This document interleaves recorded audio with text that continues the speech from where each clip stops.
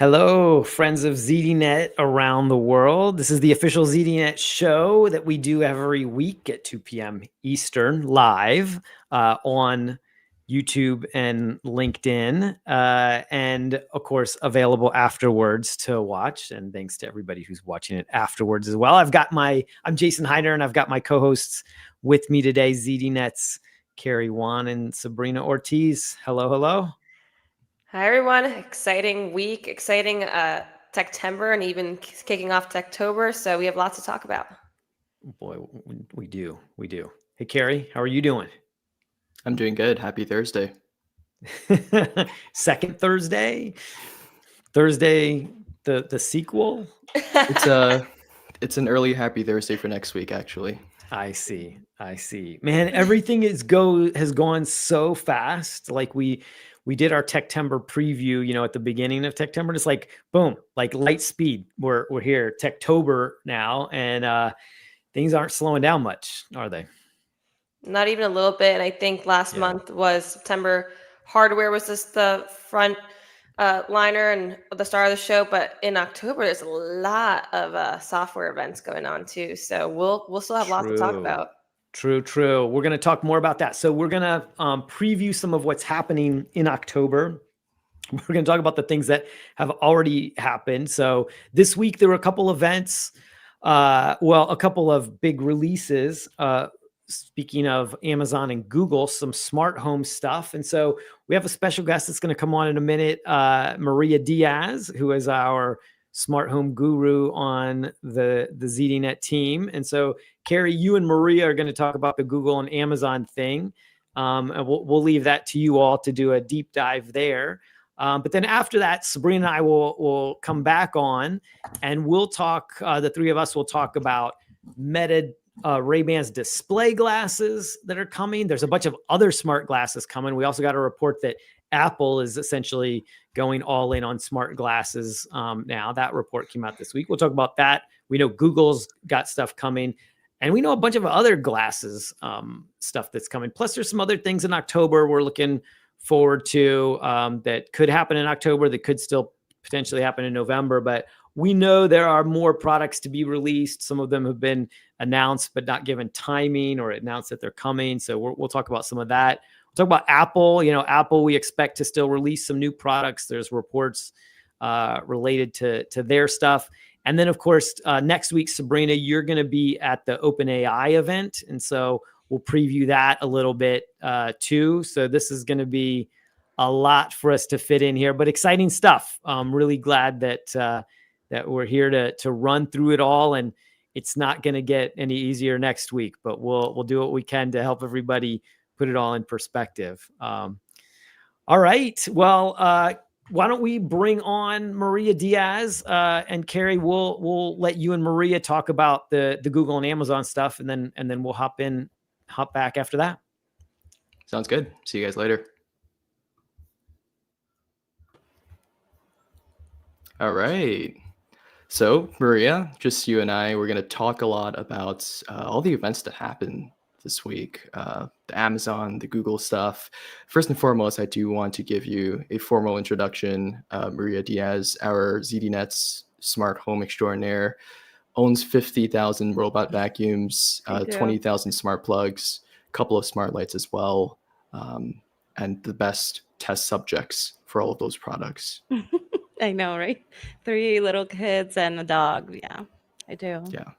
Cool. Well, I'm excited to talk about the Amazon event that happened this week. It's a very interesting one because now that we've seen all the products that were released in September, I think there was a lot of smart home stuff that got set for last.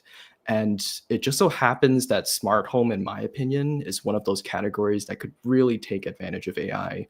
We're sort of seeing how those advances are playing a role in the products and the features that people are getting, and how it's just making smart home a little bit easier. I feel like that's a theme that we'll be sort of talking about with all the stuff announced.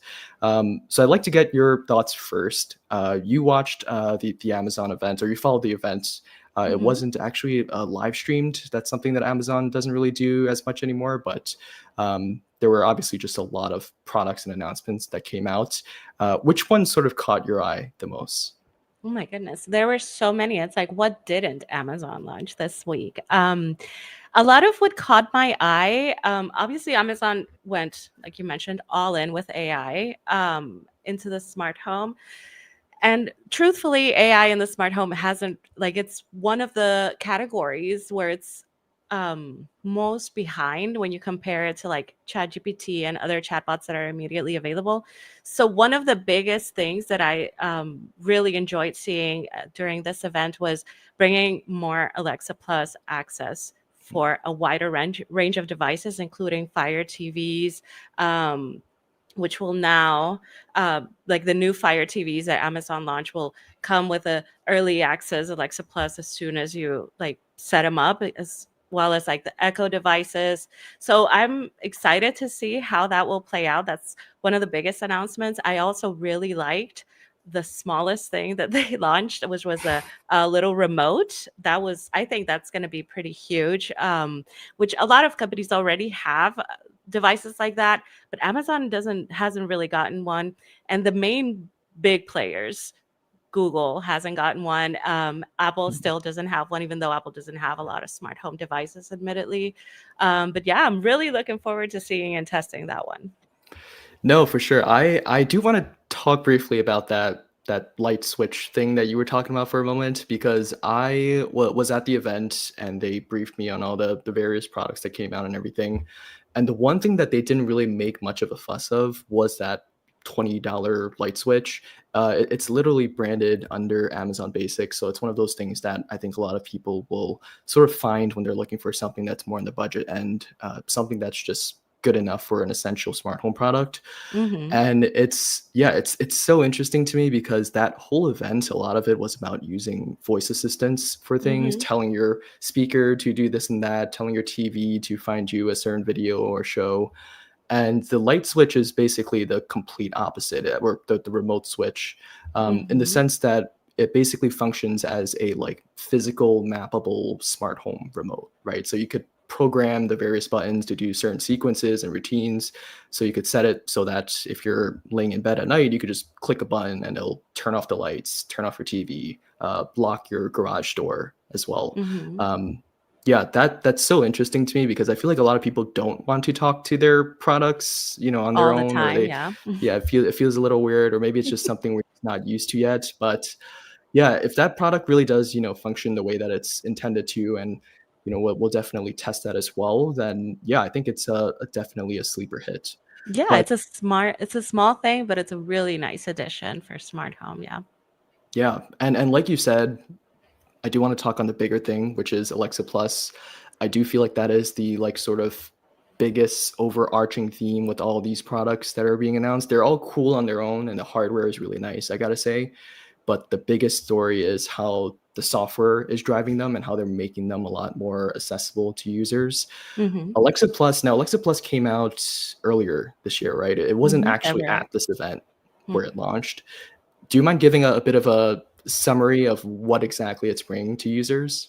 Yeah, of course. So Alexa Plus, it was initially announced a couple of years ago, but Amazon hadn't made the leap to bring it to a wider audience until February this year when it launched its early access program. And it's basically Alexa on steroids. So it's a generative AI powered Alexa. So instead of you asking Alexa a question and it replying, well, according to an Alexa Answers contributor, it'll actually generate the answer for you. Yeah. And so it'll come built in with all of the Echo devices that you buy now, including older devices. So if you get a 2022 Echo Dot, you can still get early access to Alexa Plus as soon as you set it up. And I've been using it for the past week or so.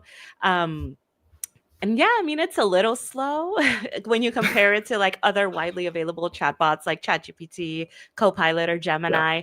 But the goal for Amazon right now is for the new processors that it launched during the event to give Alexa more room and processing power to perform as well as it intended, because right now it's just not quite there yet. Obviously, more updates will come. But for now, it's on the early access stage, and it'll cost $20 a month, but it will be included once it passes the early access stage. But it will be included as a perk with your Prime membership. So if you're a Prime member, then you would get it. Yeah, it feels like one of those benefits that you would be missing out on if you weren't using it and you're a Prime member. Mhm. I Oh, yeah. didn't realize that it's included with it, and so I definitely need to be a bit more involved with that once it's actually live. Like you mentioned, it is an early access Mhm. sort of software program right now, and so yeah, like you mentioned, it's certainly usable on some of the older Alexa and Amazon owned hardware, but they just don't have like the processors and the chipsets to sort of run Right. the software a little bit more fluidly. And so, yeah, I agree that I think it is really nice that people who buy the newer hardware, like they'll just get it right away. They won't Mhm. need to worry about signing up for any of those programs. Though I do know that you have to like accept the enrollment when you're first setting up the new hardware. So if you get the new Yes. like Echo Dot Max or something, you have to sort of enable and say that, yes, I want to be a part of Alexa Plus's beta program or early access program to use Right. it. So, okay. So then with that said, let's talk about the actual hardware, the stuff that Amazon announced at the event. And there were a lot. There were a lot of Oh, yeah. speakers, a lot of smart displays, a lot of tablets. It's a good reminder of just how big Amazon's portfolio is when you're at these events, because they just keep going. It's like we're blogging, and by the time we think it's over, they're like, all right, here comes the Fire TV, and then here comes Blink. And so let's start off with the Echo products. I feel like that's the one that most people will buy. They are a Mhm. little bit more, I guess, accessibly priced. The first tier is the Echo Dot Max, correct? Mhm. Yeah. That's right. And just to note, I was counting, Amazon launched 21 devices at this event, which is insane. My But there were God. 4 Echo devices. The Echo Dot Max, as like you mentioned, is a stronger, more capable version of the existing Echo Dot. Amazon also launched the Echo Studio, which is like a completely redesigned model of an Echo Studio. It has Dolby Atmos, spatial audio support, and of course the stronger processing power that I mentioned. And then Amazon also launched an Echo Show 8, a completely new Echo Show 8, and an Echo Show 11 to replace the Echo Show 10. So right now you can still get the Echo Dot from 2022. The Echo Dot Max won't replace that. That's one of Amazon's most accessible speakers. It's $50 right now. It's $35 with a Prime Day deal. So you can still buy that one and it'll still be supported. But the Echo Dot Max really comes to like get that. Well, obviously take that Echo Dot to its max power, I Hmm. guess. So it's $100 and available for pre-order right now. And yeah, and it'll also come with Alexa Plus built in. Now, like you mentioned, you might have to opt in for the early access program. But one of the coolest things that that these Echo devices have is the OmniSense tech, which for smart home, like for smart home use, surpasses what the Echo Dot could do with its presence sensor, and it'll be Yeah. able to offer a richer experience when a person walks near the device. So I'm really looking forward to testing that one, especially like in my bathroom when I walk in to get the lights on and all that. So it's all in all not just a better speaker for its audio quality, it's a better smart experience. Yeah. The first of all, Echo Dot Max is such a weird name because I it's know. like the complete opposite of each other, the dot and the max. Yeah. Um, but it's yeah, it's $100. When I first heard about it, I was like, oh, okay. So the starting sort of smart speaker from Amazon now is $100, which is higher than I Mhm. thought. But it turns out, like you said, they are keeping some of the older models, like the original Echo Dot. That's a little bit more affordable than this one, but obviously just not as capable. The speakers might not Right. be as strong. It doesn't have that OmniSense technology, like you mentioned.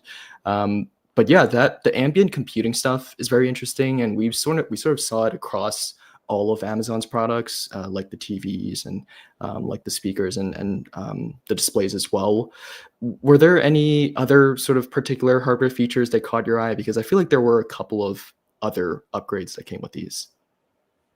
With these, you mean the Echo devices? Let's do the Or Echo all Show, of because that's an Oh. interesting one to me.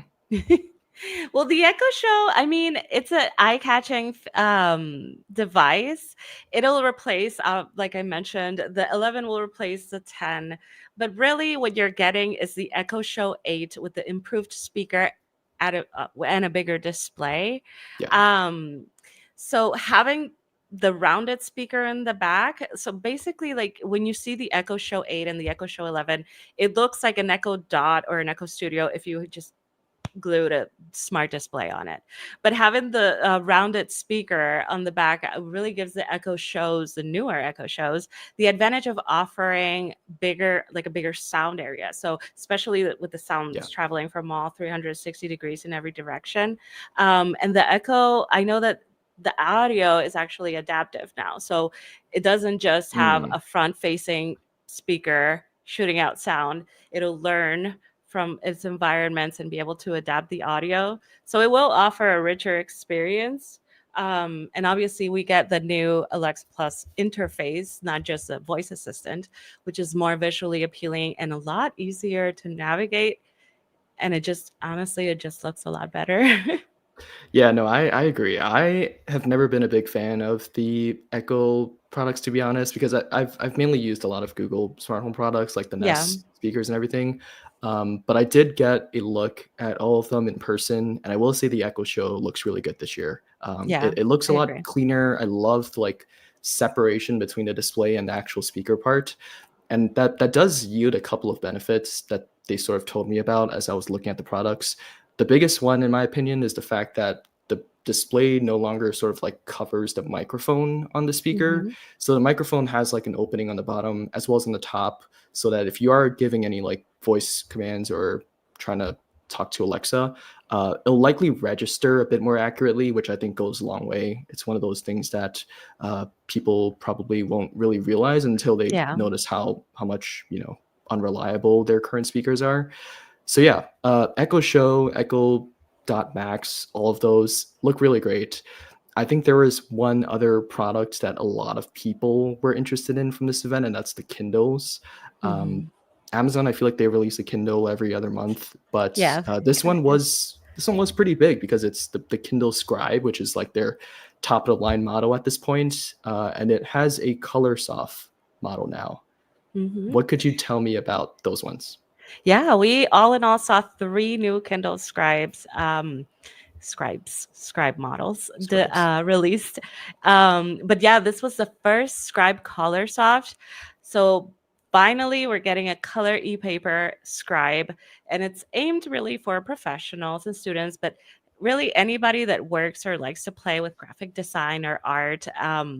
It's a tablet that can go anywhere with you. It's the main competitor for the Remarkable Pro right now, and it's slightly cheaper, though that the experience obviously remains to be seen. But it's perfect for like making colored highlights or annotations or create drawings and artwork without losing that overall Kindle experience. I'm a huge bullet journaler, so I like using my e-paper tablet for that. And I getting a color e-paper one elevates the experience because you can draw anything you want on it. It's basically the same thing as having a bunch of beautiful markers for your physical Mm. bullet journal. So I was glad to see that we finally get a Kindle Scribe Color Soft. I know that a lot of Scribe users are glad as well. But we also got a base model Kindle Scribe with no front light, and then a Kindle Scribe with the front light for night reading. Yeah, and remind me, do you know the price for the base version of the Kindle Scribe? I believe I'm gonna look it up because I know that the Color Soft is 630, Yeah. and I believe the base model ranges from 430 to 499, 430 to 499. Yeah, and so as I was looking or going through the keynote and then also checking out the products later on, it like really struck me the fact that there's a $200 price gap between the two. Oh And so it yeah, really boils down to like how badly you want a Kindle Scribe with color, yeah, as well as like the colored, design and stuff and the yeah. matching pens and everything. But Yeah, it kind of blows my mind that at this point it's like we've got these e-ink tablets with color that costs $600 plus. I would imagine that, let's say, a college student who's looking to get one of these for note taking would have to really consider if they want that or like a lower end or mid range laptop Right. for their studies.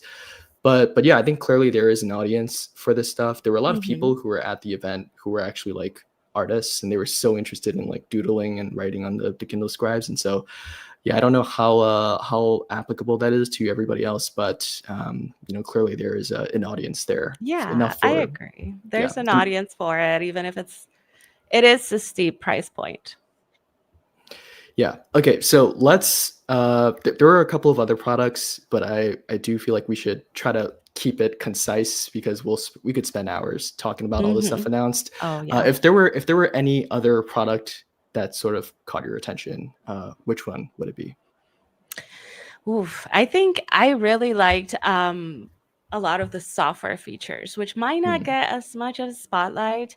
For example, I know we spoke about the search party before this, and it's been featured on, like, I've seen it on my local news channel, the Ring search party feature, which basically it's an update that's rolling out at the end of the year, but it's basically crowdsourcing searching for your pet. So if you lose a pet, you can get whenever somebody loses a pet and posts about it on the Ring app, the outdoor cameras in the area use AI to check for possible matches, like physical matches for that pet. So if your dog is spotted by a neighbor's backyard camera, for example, then that neighbor will get a notification asking them if they'd like to share that clip with the pet parent, which obviously, I mean, who wouldn't? But it's really cool because it's coming to all Ring users, regardless of whether they have a subscription or not, or even an active Ring camera at their house. So even if you just have a Ring account and the Ring app, then you can post any information about your lost pet in a picture, and it'll be available without a subscription, which is really cool. Yeah, it's a very interesting feature, and it's one of the ones that I think got a lot of attention when it was being announced during the keynote. Like a lot of people were just that the pet owners were naturally very very sort of attached to the feature, Yeah. and it's one of those things that I feel like Amazon is going to reference in a year when they're announcing new features, and they're going to say, "Oh, look at these real world testimonials of how We saved the so feature many pets. works." Yeah. Exactly. Yeah, we're gonna see that or see the reference in a For year. But sure. no, I totally agree. I think a lot of the software features still the show for me as well. I think the fact that they're coming to a lot of these older models, some of which come at no expense to the user, is really nice. Mhm.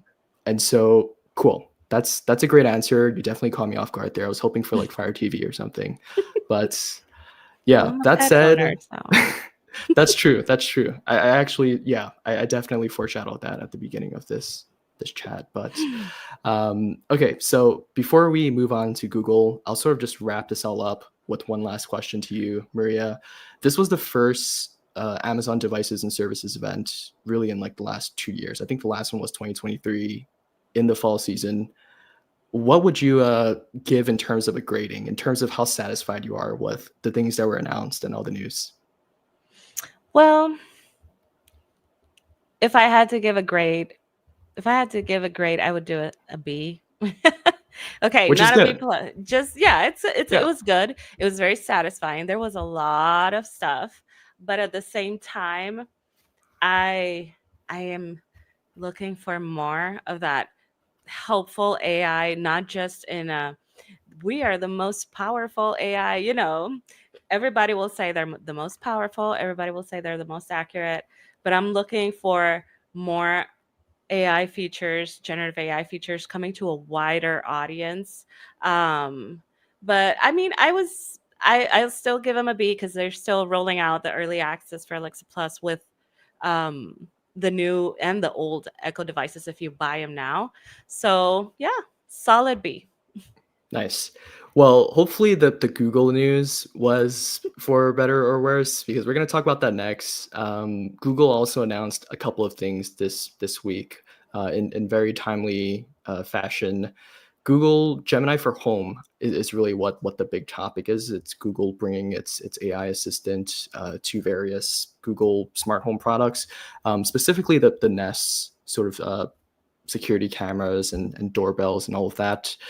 So Maria, you covered the news for this one. I think there were a lot of things both in software and hardware. How would you sort of summarize what was happening or was being announced? Well, just to wrap it all up, for the smart home content with Google Home, I think we're going to see a lot of happy users and a lot of on the fence users getting Gemini for home. I think it's very exciting to finally see generative AI coming into a smart home. So Gemini for home and the new Google updates that Google announced this week will come to all smart home devices that Google has launched in the past decade. So even the 10-year-old Nest Cams will get it. And it'll basically offer a richer experience for users. They'll be able to ask questions in a more natural conversational way, much like you do with like Alexa Plus or ChatGPT or Gemini on your app. So it'll be able to answer questions naturally, conversationally. So you won't get simple motion detected or person detected notifications. You'll also be able to get richer notifications of the kids arriving home or car of a certain color driving past or certain delivery company making a delivery, some stuff like that. You'll also get new voices, like you get whenever one of these big companies rolls out a new generative AI agent, which is really exciting because I know a lot of people get tired of their smart home voices for some reason, and you have to live with it. So, and then Google is also changing its subscription from Nest Aware to a Google Home subscription. It'll be a Home Premium, I believe. There'll be standard and advanced tiers. And then finally, Google did also release new products. It announced the Google Home speaker, which we kind of saw a little bit at the Made by Google event. But that one's not coming until spring 2026. And Google says that is intentional. It's trying to get its software up to par, basically. By the time it launches the speaker, that'll cost $99. And then Google's also launching a new Nest Cam and a Nest doorbell. For the Nest Cam, we'll get an indoor and outdoor version. So we'll get basically most of the new lineup refreshed. Yeah, it's all the announcements, they were very subtle in a sense. Like they're not super flashy or anything like that. But it's similar to the Alexa one where it's sort of just about the company trying to embed AI into more things. Fortunately, it's like in more useful ways than not. So it's like the fact that we could get notification summaries. So instead of seeing 20 pop-ups on your phone, say camera detected motion at the front door, it'll say like, oh, a delivery driver is at your front door, or it detected 2 kids at your front door or something. I think those features will probably be, very useful to a lot of people. The hope is that obviously the summaries will be reliable enough because we've seen AI notification summaries work well and also not that well. And so if it is something as simple as trying to track who's showing up at your door or what's showing up there, then I feel like it's not too difficult to do. I will sort of add that one thing that I'm not as happy about is the fact that Google is removing the Nest branding for a lot of other products. So they're sort of focusing Nest on specifically smart home security products, so like the cameras and the doorbells, but things like the Nest thermostat, which is really popular. The idea of Nest being associated with the thermostat is basically no longer, I guess, or at least moving forward for now. And so, yeah, it'll be interesting to see how Google moves forward with marketing a lot of these products. But as of now, all the Nest stuff will just be the security stuff, which might also play out to their benefit in the long run. Right. Yeah. Yeah. So like you said, all of these features that you just talked about, they are rounded up in subscription tiers, right? So I think it starts at roughly $10 per month for the premium features. It goes upward from there, but they are also included if you have a Google One or Gemini AI Right. correct? Yes. And you'll still be able, a lot of these, the new cameras and some of the existing ones and the Nest Hub Max, Nest Hub 2021 will get Gemini Live as well. So even if you have the Google One subscription, you'll still be able to get all those Gemini for home benefits, but you'll also be able to enjoy Gemini Live. Nice. Gemini Yeah. Live, sorry. Gemini Lives, yes. The one sort of takeaway I do want to sort of end this all on is that I really like the fact that a lot of the brands are thinking more about people who are using the older models and products. We sort of talked about this briefly during the call last week or 2 weeks ago, where we're seeing a lot more brands think about how they could roll out software to more older products, and so that people who are considering upgrading, they could also think a little bit harder as to whether or not they need to do it for the new features. Like you said, Google is considering releasing new hardware, but they want to do it when they feel like they're okay with the existing software features. If they feel like those are working reliably and they work well. And so, yeah, we'll see how that all goes. We're expecting to get really all the products in soon for review and testing. And so, yeah, I wish you the best of luck, Maria, with replacing your doorbells every couple of days and setting up those cameras, and hopefully your Wi-Fi is enough to handle all of that. But yeah, we'll learn more about the products over the coming weeks. Thank you so much for joining the show today. Thank you. Thank you for having me.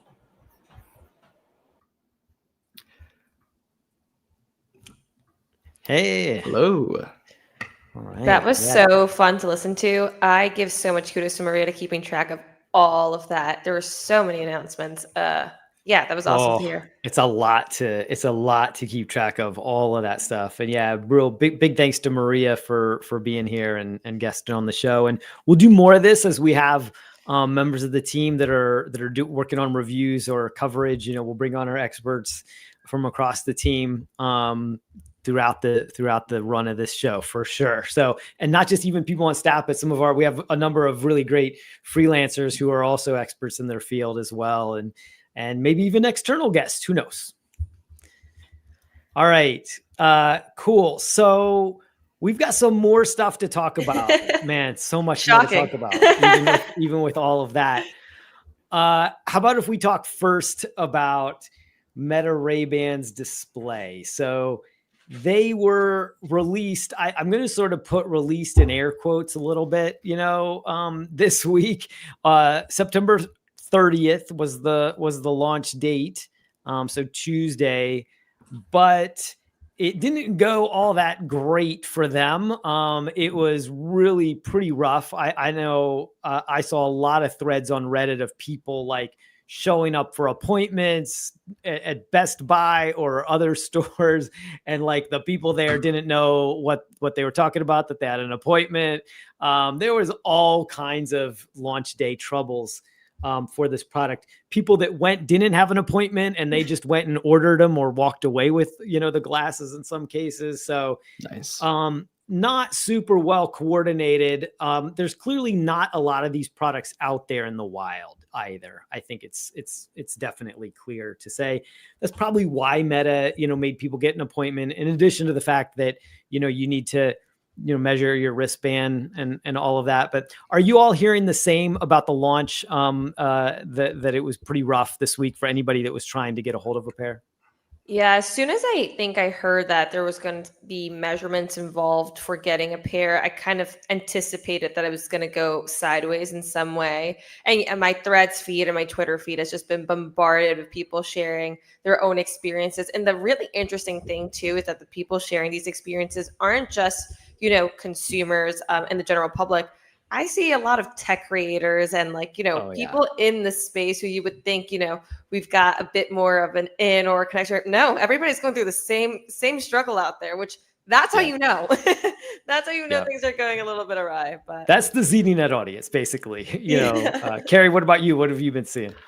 Yeah, no, I'm very similar. I have actually been looking at it myself, both Lens Crafters and Best Buys and stuff like that, and they're all basically out of stock at this point. I am going to think that there are only probably 2 models available in inventory in New York, but I'm not too sure exactly what's happening there. One thing I will say is that based on what we tested, Jason, at MetaConnect, but also like things that I've seen from other folks who have tested it. There's this idea that maybe the demos are almost excessive, where they might not even be needed because the actual glasses and the way they work with the neural wristband is actually a bit more straightforward than it seems. It's not as complicated, but I also understand that Meta wants to take a more calculated approach with trying to make sure it's the right fit and, it's working out for the customers. Yeah, Andrew Bosworth, Boz, the CTO on Instagram, he does like an AMA on Instagram like every Thursday, and he did in one of his AMAs after they launched. He said that they did it this way because tech products have a lot of people, early adopters, that go buy them and then return them.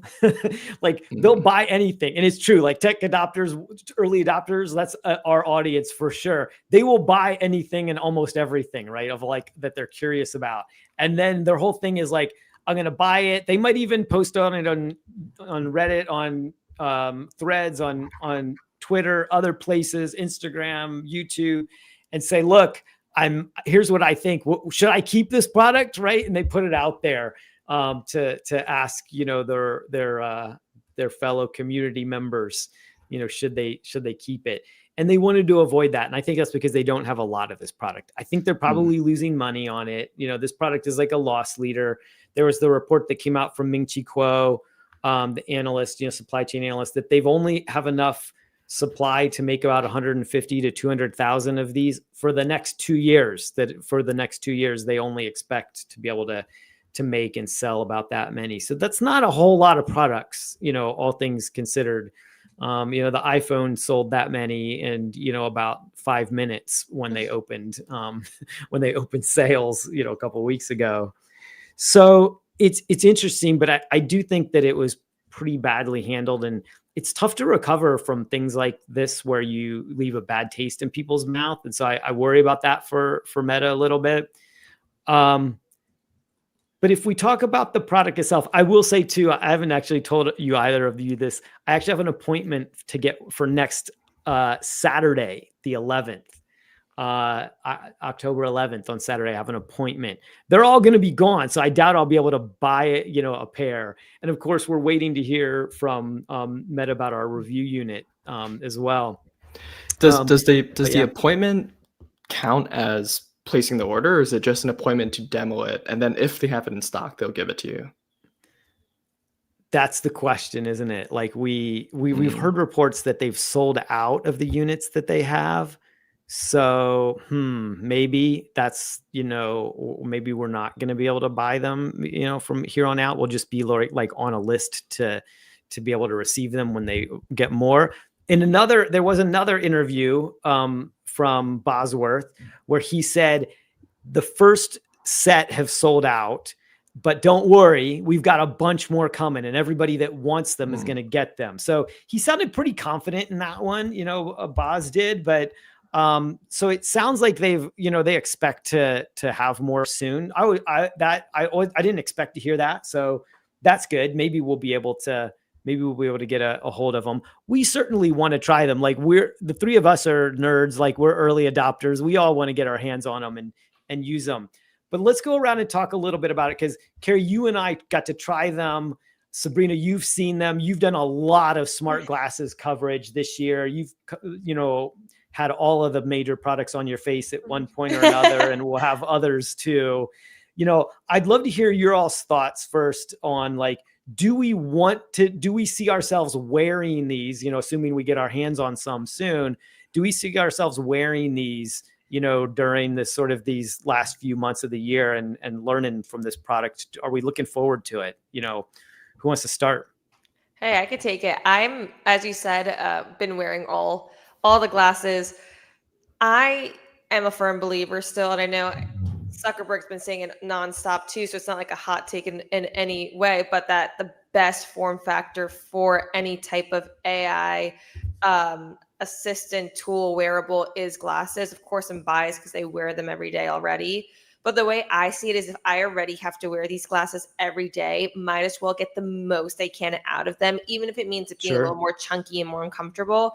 And I think that displays are like the best example of it, like the epitome of it. So I will absolutely, if I get my hands on it, want to try it. I'm talking to my PR folks over at Meta, and let's see what they could do. But until then, I'm actually the most excited for the Vanguards, which is like the ones with the Oakley Vanguards, the ones that it's just like the visor. Me too. Actually do have a one of those units coming soon, and I cannot wait to try them because I actually think they look really nice. And not that the Houston pair didn't, but the Houston pair, I loved wearing them. I think all the specs on those are great, and we're basically transferring those specs over to I think what I think looks like a better more aesthetic design. So these are I'm the Meta excited. Oakleys. You're talking about the Yeah. Meta Oakley. So they have the Meta Oakley Houstons. Those are the ones that Mhm. came out this summer. And the Meta Oakley Vanguards are the ones that look like Mhm. traditional Mhm. Meta Oakleys. Like you think of like all the athletes wear, like Mhm. outfielders in baseball and Mhm. stuff. But they have some cool features that even the Meta Ray-Bans don't. And in fact, Mhm. they have some cool features that even the Meta display glasses don't. And I even like the positioning of the camera a bit better too. Yep, I think it's right in the more middle. subtle. Right. It's so much more subtle. One of my Meta PR folks, he posted on Threads a photo wearing them, and I was like, those look so clean. They look so good. So I'm just very excited to wear them. You wouldn't even be able to tell. I think I would be able to see the little dot in the middle, but I think an average person, if you just saw me running past, you would be like, oh, cool, she's like an athlete. That's awesome, but would not be able to That's right. tell. And meanwhile, I'd be getting all of my like running stats from my Garmin watch and all these things, and you would have no idea, which is I think awesome. Again, also the point of wearing smart glasses. So yes, I'm particularly excited for those, but absolutely will be giving a display a try when I can. Yeah, dude, you stole my thunder. All right, that's good. That's good. I was gonna go there too, but Kerry, you talk about what you got. No, she's still my thing as well. But no, what I will say is that I am also very excited about the in-display portion, or I guess feature within these smart glasses. I feel like that's the next step, and it's the thing that I think we were all sort of anticipating since the beginning. What's exciting to me is that I mean, I probably wouldn't wear the Ray-Ban Meta displays in the public, but I do see a future where that sort of technology comes to some of the other form factors, whether they're ones that are a little less bulky, or even the Oakley glasses that Sabrina was just talking about. I think when the Oakley glasses first came out, or when they were first announced, the Vanguards, a lot of people were expecting them to be a display because I mean, it's a whole visor. Mhm. And so the idea of that visor showing things like metrics, like fitness metrics, or directions and biking routes as well, that's pretty exciting. I think that would get a lot of people interested in the classes as well. But for now, it's definitely on a form factor that I think maybe more enthusiasts will sort of take into account. But yeah, I'm interested in seeing, how people sort of react to them over this next month in particular. So both of you want to try them, but you don't see yourselves wearing them a lot. You're both likely. Look, let's be honest. We're all three likely to have a pair, one way or another, before long, assuming they're available. But none of us. So I'm going to add mine in there too. I don't see myself wearing them a lot. I'm looking forward to trying them. I want to see the screen, but I don't necessarily love the Ray-Ban style. This is a little bit sacrilegious because I know Ray-Bans are so popular. I don't love them, and also partially because they fall down my nose. And they have a special thing that you can get. I can't just call like a high bridge or something that puts a little bit of extra space there. So it's for people like me that if they slip down your nose. But the Oakleys do not. So I love the Houstons. I wear those much more than the Ray-Bans. Because they don't slip down my nose, partially because and some people don't like this. They fit a little tighter to your head, and they also have straight. They don't have the Ray-Bans, like most glasses, they sort of curl around your ears. Glasses that curl around my ears give me a headache. I know it's a weird thing, but like if they are touching the back of my ear, anything that touches the back of my ear gives me a headache. The Oakleys don't. They just have like those two things that go straight back, but to hang on to your head, they fit a little tighter. So sorry, it's a little TMI, but I love the Houstons. And when Kerry and I got to try the Vanguards, Man, we stayed there. They had to like kick us out of that demo because we were there so long. We were taking photos. Kerry like did the running demo or biking, did the biking demo. And I was taking photos and video of him doing it. And we just sort of kept looking at them. And I think our reaction was similar to what you said. So we were like, these are clean. Like these are really nice. Jason, can I ask you something? You said you wear the Houstons a lot, like out and do. about. So I was just at Snapdragon Summit last week, which is why y'all didn't see me here, which we could also unpack a bit later. But because Yes. those do use Qualcomm chipsets, they handed them out to the creators. So all the creators there were wearing them the whole week. And my thing, I've always felt this way because I've had them since launch, the Houston pair. And I'm always like, I feel a bit like a fly. Like I feel like I myself, because you know how the reflective on the thing. Yep. But then when I found is that when I was talking to like, 20 people all wearing the glasses, I was so distracted and mesmerized by just looking at myself the entire time. They're literally reflective. Like, I could not talk to people. Yeah, I could. So I was reflective. like, at one point I was talking to one of my friends. I was like, hey, dude, you need to take these off because I'm just staring at myself. Like I cannot hold this out. So I'm curious, have you gotten any feedback since you wear them often? A similar feedback, or have you gotten any looks or anything? Because I'm always like, that's my one beef with them. I agree with you. They're great in every way. But I'm like, I cannot be taken seriously if I'm wearing these all the time. That's so funny. When I wear sunglasses, I almost always wear mirror and always have worn mirrored sunglasses. Okay. And so it's like, to me, it's sort of so natural because I always am wearing mirrors, and I sort of like wearing mirrors too. So maybe it's like sort of privacy, also sort of like it's like a poker face. I don't have a very good poker face in general, but if I have those covering my eyes, like it's a better poker face or something. I don't know. Okay. But I like it. I like the style of it. But you're right. Like it's a choice, and not everybody's gonna dig it. But I'm gonna second what you said. I'm actually most excited for the Vanguards, the Meta Oakley Vanguards. Kerry and I got to try them. And that's because for a couple reasons.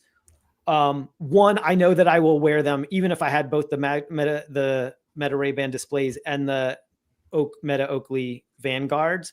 I will wear the Vanguards 5 times as much as the displays, because they're sunglasses. I like being outside, but also they have a couple things. They have the camera in the middle, like you said. That's clutch. They also can do 60 frames per second. So you can do slow-mo video on those. Like that's kind of cool, right? Very neat. They also have, and Kerry was talking about this, like all of the glasses should have, they have an action button that you can assign to any function. So that's really cool. They also are, by their very nature, like I want a display in those glasses because one, you're going to be able to see it better.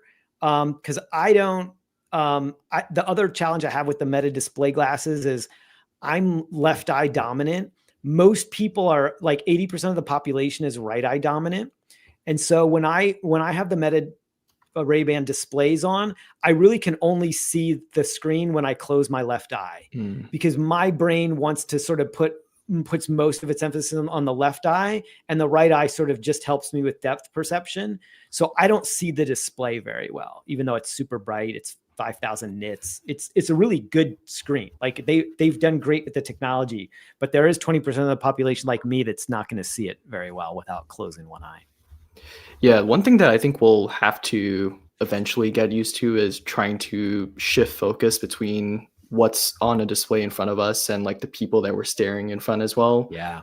That's like one of those things that's probably over these next couple of weeks, like when we're interacting with people, let's say who are wearing those smart glasses, we'll have to get used to the fact that they're going to like look a little bit off center for a moment and then a little bit closer to the center. But yeah, I think that's for that reason, the idea of them being sunglasses is a bit better because you can't really see their eyeballs moving. But again, yeah, that's one of those things that we'll have to get used to. Because I will say that when I tested the Meta Ray-Ban display glasses, they gave me a pair that didn't have any prescriptions. And so as I'm wearing them, I'm trying so hard to focus on what's actually showing in front of me. They do have prescriptions and you can get them, at your glasses shop and stuff. But yeah, as I was doing it, I was like, yeah, I'm getting a headache from this because I'm trying to focus on so many different things.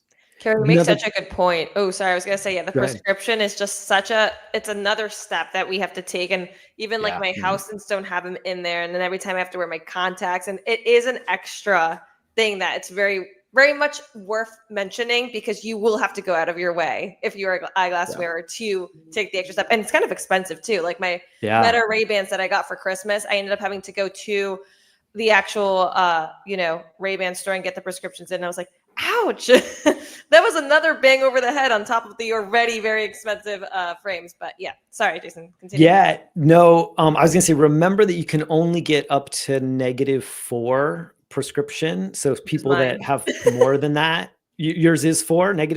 Yeah. Oh, you're just at the upper Yeah. limit, Yeah. Hopefully your vision doesn't get any worse, Yeah. I don't wear glasses, so I don't, so wearing something inside it's sort of like, it's weird to me still. And so, I got a little bit used to it with the Meta Ray-Bans, over the last couple of years. But yeah, it is interesting. And with the Meta Ray-Ban displays, they've made all of them, they are always progressive, or not progressive, but transitions, so that you can wear them inside and out. And they said that people that are buying them are like, they don't want to just wear them as sunglasses. They want to be able to use them inside, and they don't want to be like, a movie star wearing sunglasses always on the inside. And so that's interesting.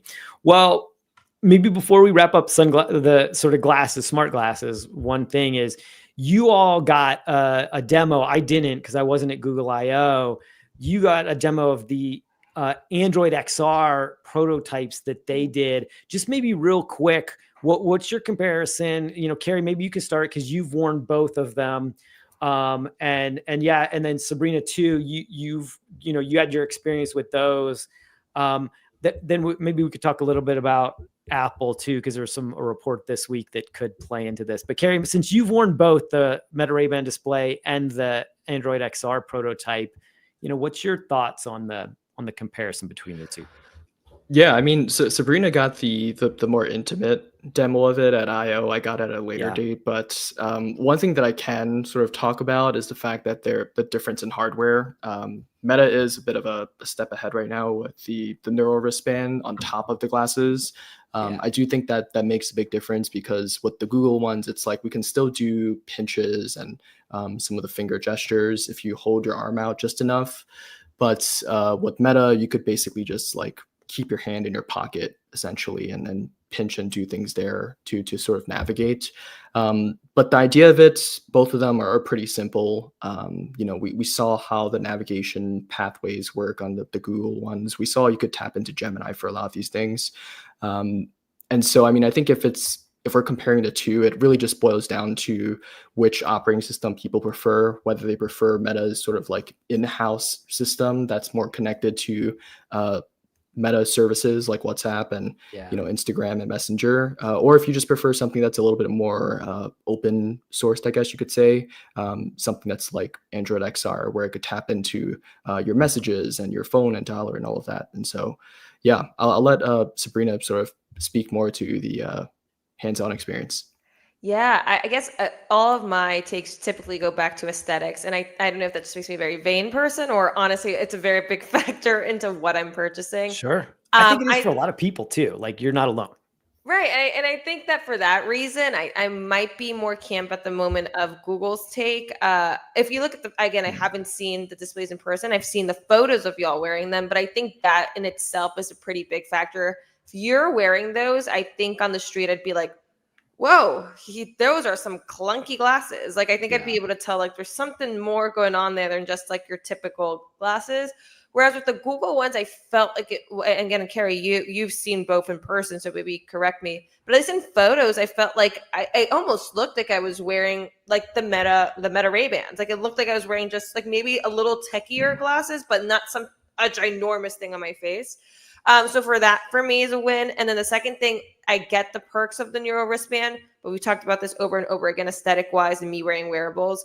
I don't wear a Whoop for exactly that reason. I don't want to wear a band on my wrist that just ruins to me, aesthetically ruins my everyday outfits, ruins everything. And if I'm going to wear a band on my wrist, I wanted to have a screen at that point so I could get those perks. Mm. I wouldn't want to wear a band for the sake of it being a band.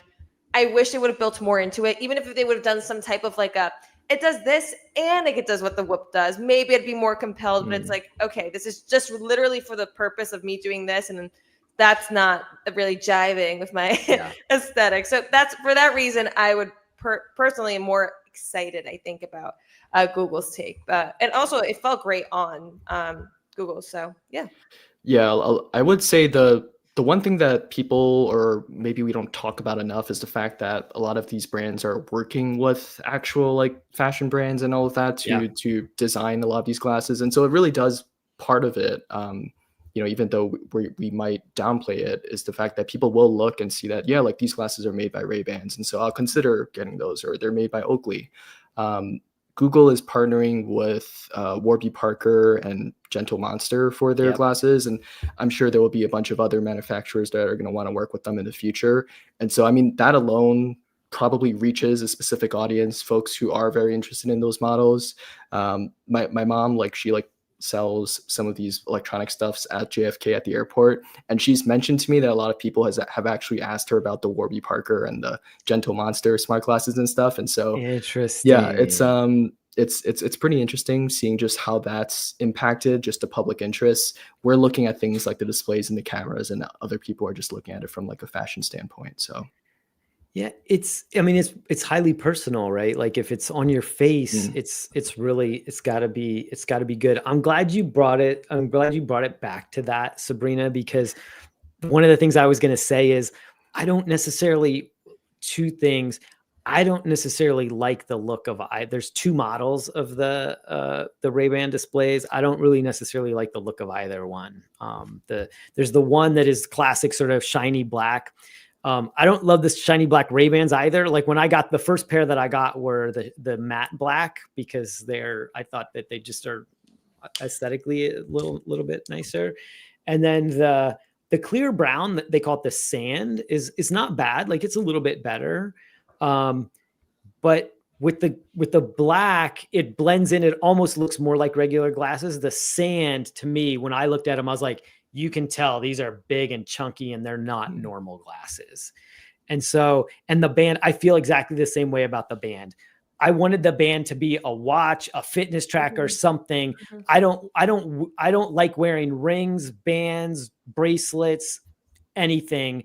And unless there's a function to it, because I just don't love it. But I'm a little, more partially just into sort of simplicity a little bit, but I don't want to wear that band. That's the other reason I don't see myself wearing them a whole lot, is because now I'm open. They could change my mind. I'm willing to have my mind changed. And I will give Meta credit for the band, doing some of the neural stuff that it does.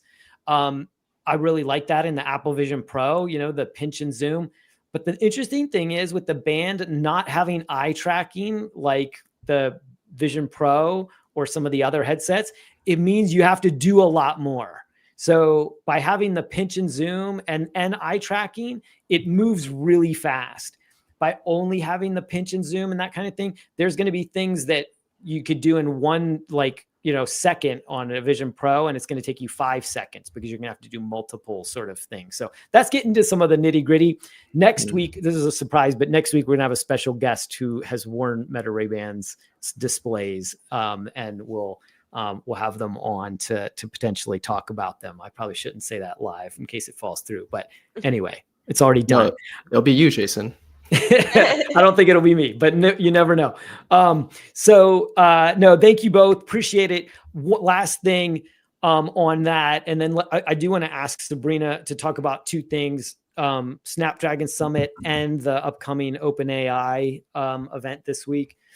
We got a report this week, speaking of Vision Pro, that Apple has shelved the Vision Pro Air. Essentially, their less expensive $1,500 to $2,000 headset that was going to come out in 2027. And they're putting all of their energy into smart glasses now. And so I wanted to get this sort of threads in with the Google thing too, and maybe even gets to why Meta kind of rushed these out, even though they haven't built that many. They don't expect to sell that many.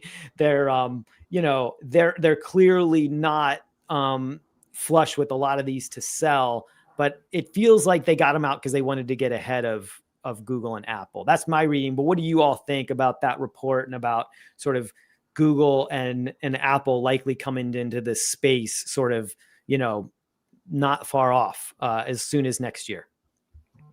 I'm excited because whenever Apple does anything, most people will finally take it seriously. So I think that it'll be one of the things that if they get into the space, people who might have always been, I have plenty of friends in the space who are like, completely disagree with me on like the smart glasses being the best form factor for AI wearables, and we'll debate for a very long time about it. But I bet you that if Apple delivered a promising product, they would change their mind, and I think there'd be a lot of people who would follow suit. So for me, just from that standpoint, I'd be excited because I think it would open a whole new market of people to the possibility.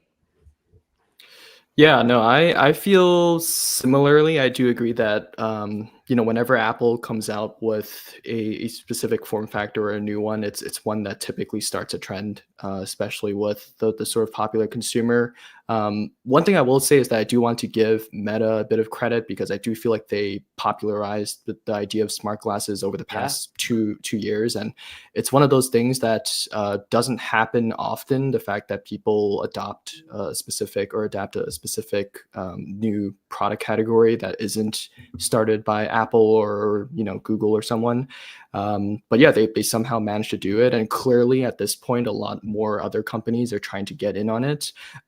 It's very interesting for me to see Apple be a bit more reactive with these things versus trying to really like take their time to work on every little product and, obviously make sure that they're good for the public.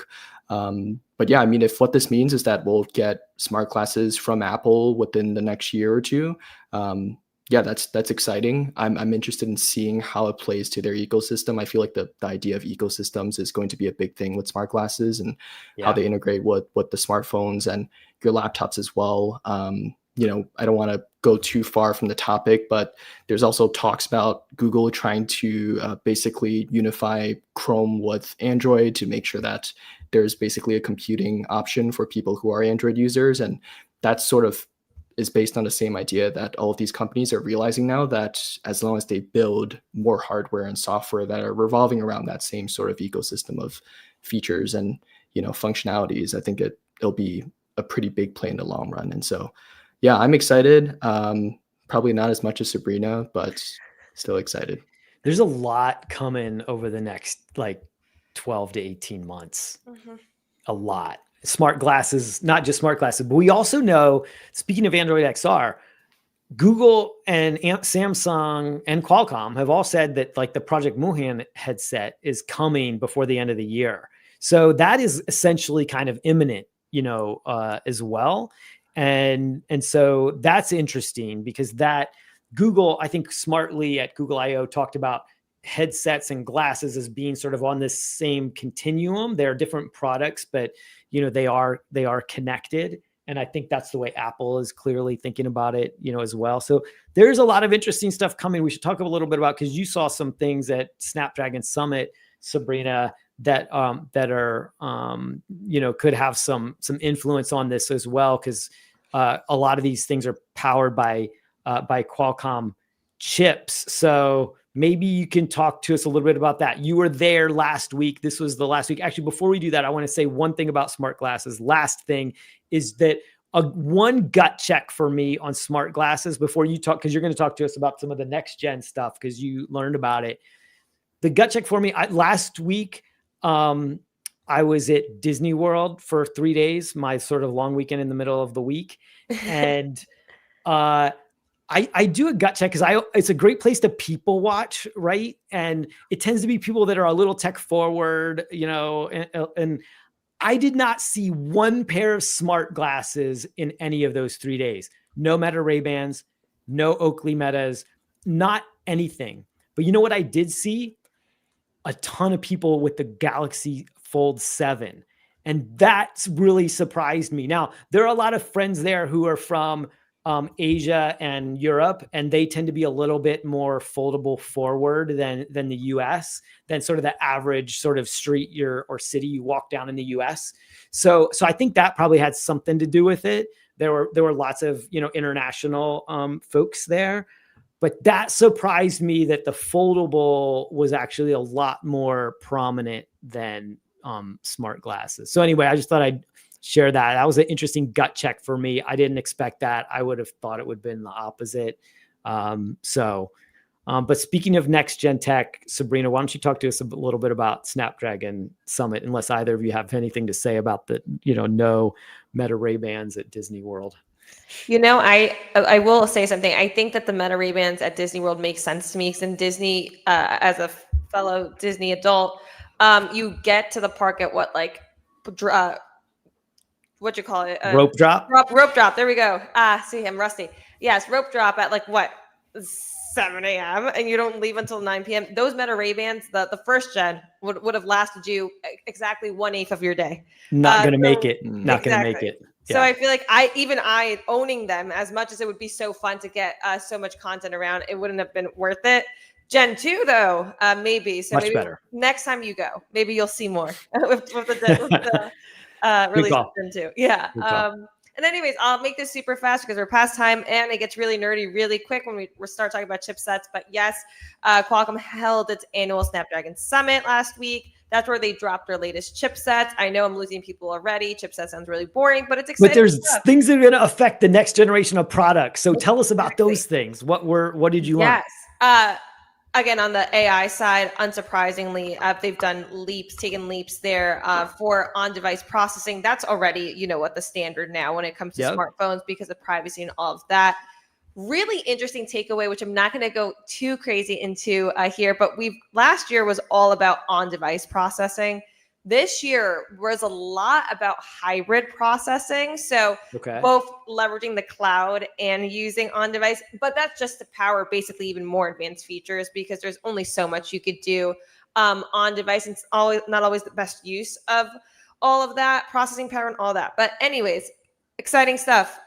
Updates, the chipset is more powerful. Updates again, on the AI front. Bunch of little nerdy to spec things, but all you should know, it should unleash more agentic AI capabilities on your phone, because basically what it could do now is gather more of that information about you in the background, so that it could then create more personalized experiences, which of course are at the crux of any agentic AI experience, because it could only work well for you and give you recommendations and do things for you if it knows you well. Other things, photography. People always forget that, behind photography, it's not just the actual cameras, but it's actually a lot of the processing going on in the background. Lots of big leaps there, especially in terms of video. And then other things like connectivity and a lot of things that will improve your phones. And again, a lot of the flagship, especially Android manufacturers, end up using Qualcomm's chips. So exciting stuff for the next wave of flagship devices. So Sabrina, since you cover AI, there was also this interesting agentic thing that happened this week, was that we got the first look at basically a browser that can go out and buy stuff for you, but an AI agent that can go out and buy stuff for you in the browser essentially. But tell us more about that, and could some of the things that you saw at Snapdragon Summit sort of play into that?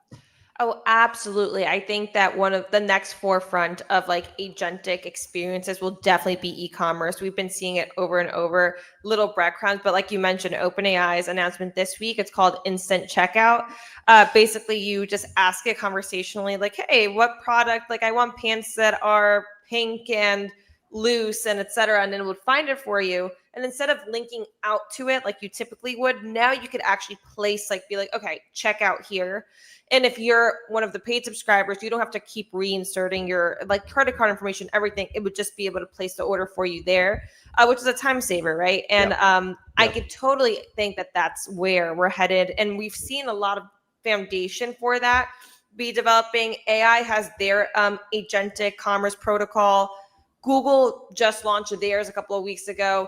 A lot of the actual credit card companies are also all developing their own MasterCard has their own, like everybody's setting the foundation so that it's easier for merchants to just adopt it, and then for these AI companies to roll out the features. And of course, going back to like something like the Snapdragon chipset, this is where you need the power to do all these things. That's definitely, I think will probably be one of those things that people would prefer to run on device for, like, again, all the privacy issues. Privacy, security, all the exactly things. So then that's when you're going to need, and then we'll reference back to with the next feature launch or phone launch, be like, and it's enabled by this processor kind of thing.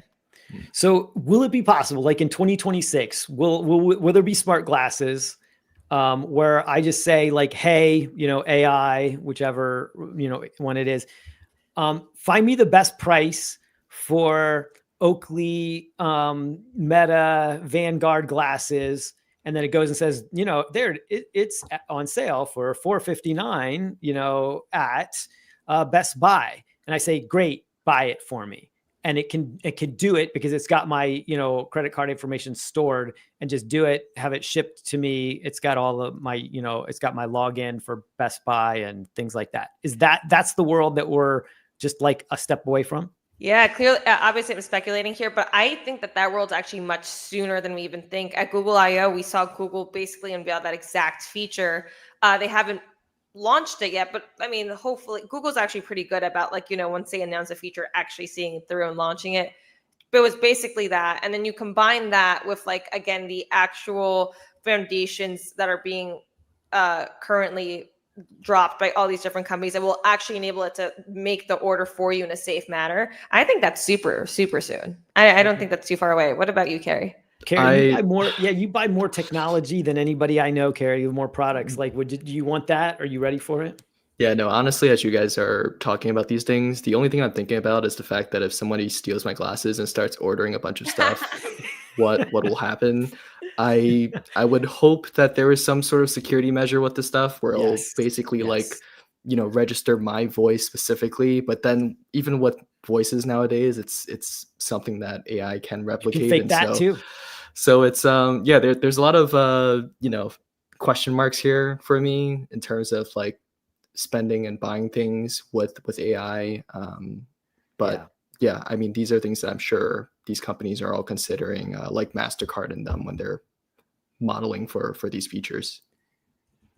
Yeah, you might have to have like some kind of keyword or something, like that you change maybe once a week or something, and in addition to sort of a voice print, or there's going to be a lot of problems that need to be solved that we need figured out with this. Also, I think it's one of those things that right now it seems like such a foreign concept. It's so, like, it seems almost sci-fi, but like, think about tap to pay. Like, initially people were also super concerned about that, and technically if I steal your phone, I could still like tap and get on the train, because the train doesn't require, a lot of people like myself, we don't have it on for just ease getting on to verify like with your password or anything. So I could probably end up in a whole different state using your phone, Kerry, buying a bunch of Amtrak tickets and everything at the moment. And I'm sure you still have tap to pay enabled. So I think there's certain things we've just accepted at one point. And I think agentic e-commerce things will be one of those things we accept kind of and move on. Yeah.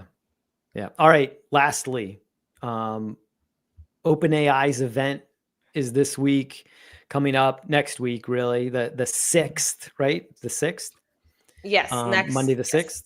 Yes. What are you're going to be there, Sabrina, one of the few. What should we look for next week coming out of that? What are you excited to learn about? And what's the word? Yeah, I'm super excited. This is not their first dev day, but it does seem like their biggest production. Typically in the past, they have really kept it to like just developers, really just customers, really. And this year, it seems like they're making it much bigger of production. They will be live streaming. So even if you can't make it, you could tune in. Kind of same thing that Anthropic did this year, except that it was their first dev day. There was a live stream. It was a select amount of media in person. I'm expecting the same exact vibe. With the live stream component and with the fact that they're inviting media, I'm suspecting there will be a drop. I have not been told, quite candidly, not even like, oh, I know and I can't say no. Like, I don't know what is launching. but it has to be something significant. And they're on a hot streak too, and not just instant checkout. I wish we had more time. We could dedicate an entire 2 hours to talking about the new Sora app and Sora 2 that dropped this week too. Yep. So on the heels of both of those things, I think there'll be something pretty major launching next week. Again, I'll be there covering live, and I will be posting on ZDNET as things happen. But if you want to tune in too, you could also tune in online. So what I'm keeping an eye out for is, will they bring Johnny Ive back? Will they, Johnny Ive be there? Will they tease this device, this sort of mystery device that sounds an awful lot like the Humane AI pin, and that went really, really well, So I hope that it's not that. I hope that it's not that. Kerry, are you excited about what we might hear from a device, hardware standpoint, and then we'll wrap? No, for sure. I mean, first of all, I think Sabrina raises a good point that, if OpenAI didn't have anything good to announce, they wouldn't have announced Sora, the update to Sora this week. Yeah, they would have saved that for the event. Because it is a big leap in video or generative video, and we're seeing people create some crazy content out there.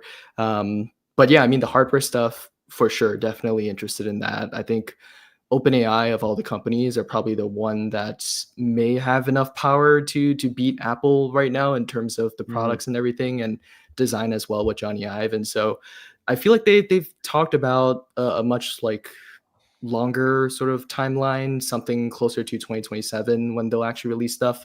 But if they do announce anything, or if they do hint or tease at anything during the event next week, I think it'll be enough to basically feed all the journalists for the next year. Yeah, for sure. I'm pretty skeptical. I think you both know, I'm pretty skeptical about what they're going to do hardware wise, but interested nonetheless. So it's going to be exciting. We'll talk about that next Friday. So everybody join us next week. 2 p.m. We're going to talk more about Meta Ray-Ban's display. We'll talk about, whatever mystery device or announcement that we hear from OpenAI, and, all the new stuff. There's going to be new stuff we haven't even gotten to that we'll be ready to talk about again next week too. So Kerry and Sabrina, thank you. And thanks everybody for tuning in. We'll see you next Friday.